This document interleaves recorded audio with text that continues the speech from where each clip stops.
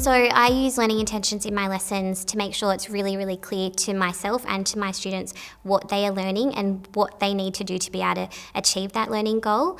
And I communicate that really clearly at the beginning of the lesson and break that down by reading it, getting them to pair share it, and really checking if they do have a clear understanding of the learning intention. I want someone to tell me what we are learning today. Harmony. We can read and spell words and understand words with the suffix command.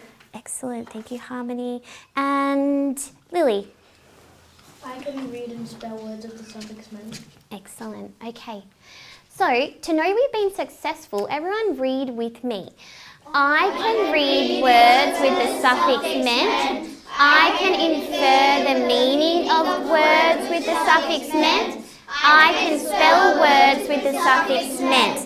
So if we can do all those things, then we have learnt all about the suffix ment and been successful in our learning.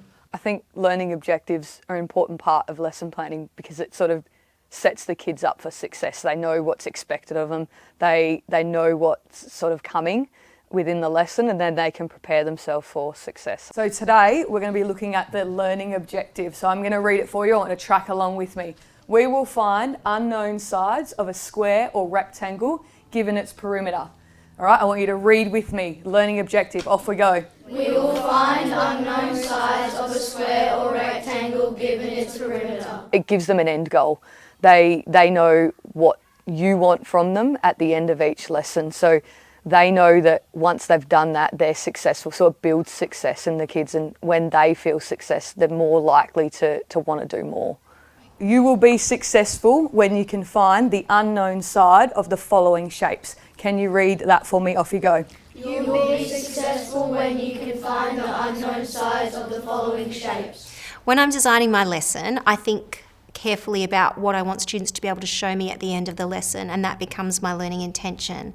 I make sure that it's in language that students can use, try and tie it to some demonstrable skills that they can show me as well to make sure that they can really show what they've learnt in that lesson. We are learning to split numbers into their place value parts so that we can solve addition problems.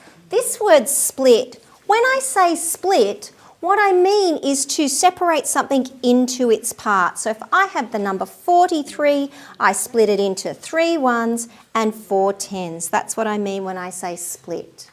Can you very quickly turn and pair share? What are we learning about today?